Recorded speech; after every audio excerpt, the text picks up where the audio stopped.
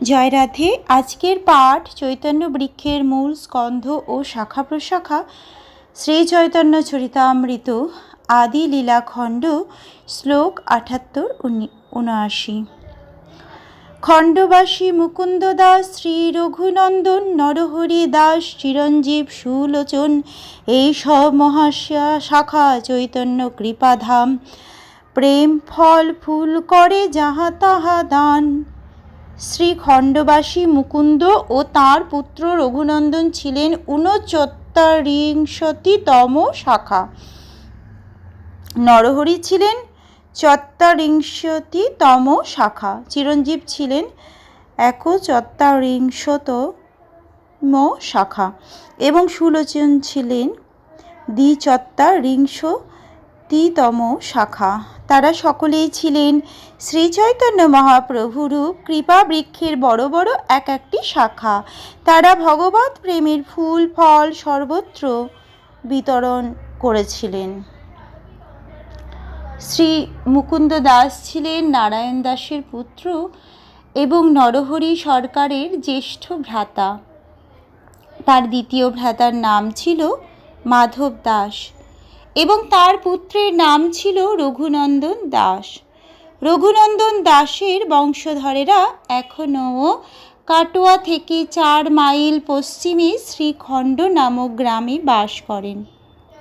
সেখানে রঘুনন্দন দাস বাস করতেন।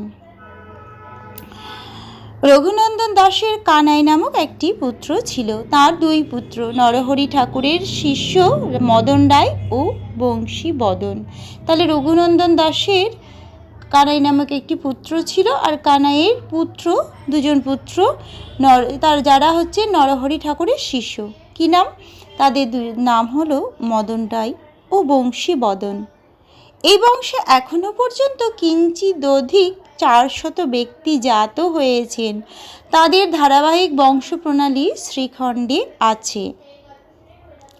বৃন্দাদেবী শ্রীখণ্ডবাসী মুকুন্দ দাস রূপে জন্মগ্রহণ করেছেন এবং তিনি শ্রী চৈতন্য মহাপ্রভুর অত্যন্ত প্রিয়।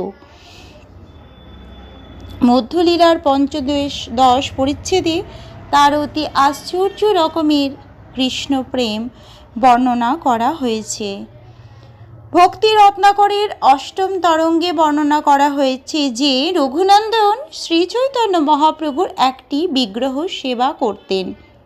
নরহরি দাস সরকার ছিলেন একজন বিখ্যাত ভক্ত। চৈতন্য মঙ্গলের গ্রন্থকার লোচন দাস ঠাকুর ছিলেন তার শিষ্য। চৈতন্য মঙ্গলে বর্ণনা করা হয়েছে যে শ্রী গদাধর দাস ও নরহরি সরকার শ্রী চৈতন্য মহাপ্রভুর অত্যন্ত প্রিয় ছিলেন। শ্রী চৈতন্য ভাগবতে শ্রীখণ্ডবাসীদের সেই রকম সবিশেষ কোনো উল্লেখ পাওয়া যায় না। চিরঞ্জীব ও সুলোচন উভয়েই ছিলেন শ্রীখণ্ডের অধিবাসী। তাদের স্থান আজও শ্রীখণ্ডে দেখা যায়। তাদের বংশধরেরা এখনও সেখানে রয়েছেন। চিরঞ্জীব সেনের 2 পুত্র, জ্যেষ্ঠ রামচন্দ্র কবিরাজ হচ্ছেন শ্রীনিবাস আচার্যের শিষ্য ও নরোত্তম দাস ঠাকুরের অন্তরঙ্গ সঙ্গী। তার কনিষ্ঠ পুত্র গোবিন্দ দাস কবিরাজ ছিলেন বিখ্যাত বৈষ্ণব কবি। চিরঞ্জীব সেনের পত্নীর নাম ছিল সুনন্দা এবং তার শ্বশুর ছিলেন দামোদর সেন কবিরাজ। চিরঞ্জীব সেন পূর্বে গঙ্গার তীরে কুমারনগর গ্রামে বাস করতেন। গৌর গণদেশ দীপিকায় বর্ণনা করা হয়েছে যে পূর্বে তিনি ছিলেন বৃন্দাবনের চন্দ্রিকা। কুলীন গ্রামবাসী সত্যরাজ রামানন্দ, যদুনাথ পুরুষোত্তম শঙ্কর বিদ্যানন্দ, বাণীনাথ বসু আদি যত গ্রামীজন সবেই চৈতন্য ভৃত্য চৈতন্য প্রাণধন। সত্যরাজ রামানন্দ, যদুনাথ পুরুষোত্তম শঙ্কর ও বিদ্যানন্দ এই সমস্ত কুলীন গ্রামবাসী ছিলেন 20তম শাখার অন্তর্ভুক্ত।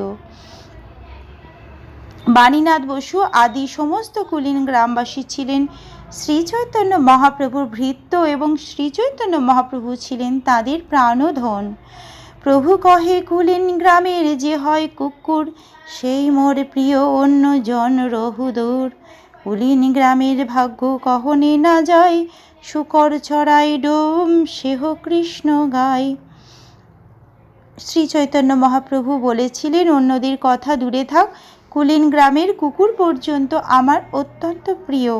কুলীন গ্রামের সৌভাগ্য কেউ বর্ণনা করতে পারে না। তেমনই মহিমান্বিত যে শুকর চড়ায় যে ডোম, সে পর্যন্ত হরে কৃষ্ণ মহামন্ত্র কীর্তন করে।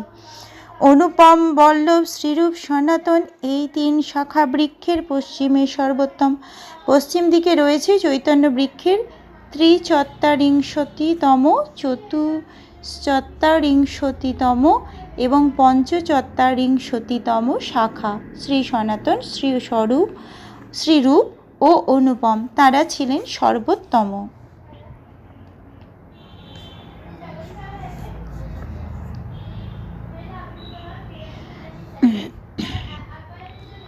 16টি গ্রন্থ বৈষ্ণবদের অত্যন্ত প্রিয়। সেগুলি হলো হংসদূত, উদ্ভব, সন্দেশ, কৃষ্ণ জন্ম তিথি বিধি, গণদেশ দীপিকা, বৃহৎ ও লঘু, 6 স্তবমালা, 7 বিদগ্ধ মাধব, 8 ললিত মাধব, 9 দানকেলি কৌমুদী, 10 ভক্তি রসামৃত সিন্ধু, 11 উজ্জ্বল নীলমণি, 12 আখ্যাত চন্দ্রিকা, 13 মথুরা মহিমা, 14 পদ্মাবলী, 15 নাটক চন্দ্রিকা ও 16 লঘু ভাগবতামৃত। শ্রীরূপ গোস্বামী সর্বতোভাবে বিষয় ত্যাগ করে ত্যাগীর জীবন অবলম্বন করেন এবং তার সঞ্চিত ধন সম্পদের অর্ধাংশ ব্রাহ্মণ ও বৈষ্ণবদের দান করেন, 1/4 কুটুম্বদের দান করেন এবং 1/4 ভবিষ্যতে কোনো সংকটের সময় লাগতে পারে বলে একজন ব্যবসায়ীর কাছে গচ্ছিত রাখেন। জগন্নাথপুরীতে তিনি হরিদাস ঠাকুরের কুটিরে উপস্থিত হন এবং সপার্শ্বদ শ্রীচৈতন্য মহাপ্রভুর সঙ্গে তার মিলন হয়। শ্রীচৈতন্য মহাপ্রভুর রূপ গোস্বামীর হস্তাক্ষরের প্রশংসা করতেন। শ্রী রূপ গোস্বামী শ্রীচৈতন্য মহাপ্রভুর হৃদয়ের ভাব অনুযায়ী শ্লোক রচনা করতে পারতেন এবং তারই নির্দেশে তিনি ললিত মাধব ও বিদগ্ধ মাধব গ্রন্থ দুটি রচনা করেন। শ্রীচৈতন্য মহাপ্রভু চেয়েছিলেন সনাতন গোস্বামী ও রূপ গোস্বামী এই দুই ভাই যেন বৃন্দাবনে গিয়ে বৈষ্ণব ধর্ম সুদৃঢ়ভাবে প্রতিষ্ঠা করার জন্য বহু গ্রন্থ রচনা করেন। তার মধ্যে রূপ সনাতন বড় শাখা, অনুপম, জীব, রাজেন্দ্রাদি উপশাখা। এই সমস্ত শাখার মধ্যে রূপ ও সনাতন হচ্ছেন প্রধান। অনুপম, জীব গোস্বামী ও রাজেন্দ্র আদি অন্যান্য অনেক হচ্ছেন তাদের উপশাখা। আজকের পাঠ এই অবধি। ভজ শ্রী কৃষ্ণ চৈতন্য প্রভু নিত্যানন্দ,